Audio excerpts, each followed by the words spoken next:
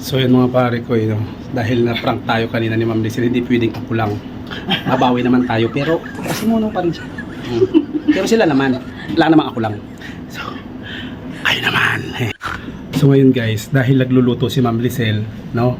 So patitikman natin ito sa kanila. Iisa-isahin natin sila. Pero ito yung nalagay natin sa sabaw. Saka asin, maalat na maanghang. Yun. Kagawa tayo. Kanina nahihinabiktima ako ng matindi. Kita mo itsura niya? Sa picture? Oo.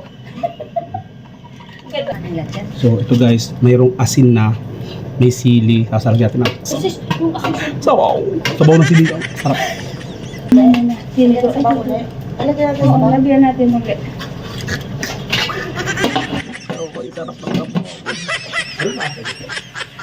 Maligo. Ay, bugatik na. At dito nga guys, umpisa na natin ang pampaprank. Unahin natin si Cherry syempre. So medyo nawawalan ng sound yung ating video, kaya nag-voice over na lang tayo. So umpisa na natin guys. Ano?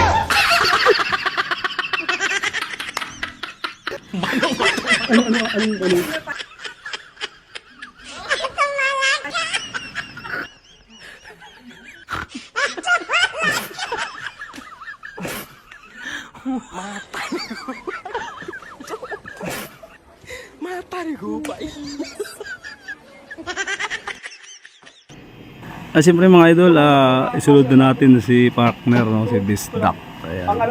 So hindi natin naasahan na napansin niya nga pala dito yung ating camera. Kahit na pinipilit ko na itago yung camera, hinaharang ko talaga ito ng aking katawan para hindi talaga siya mapansin, pero napansin pa rin.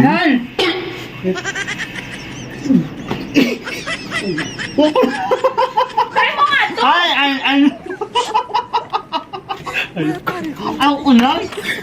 Ako ulan? Napil. Tignan mo kasi sabi ni Parikoy, maano daw eh. Parang may sili ata. Walang sili! Ano ka ba? Tangina mo.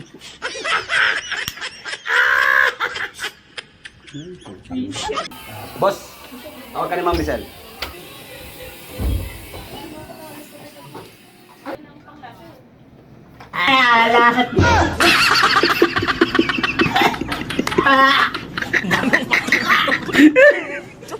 Akala nangangampa.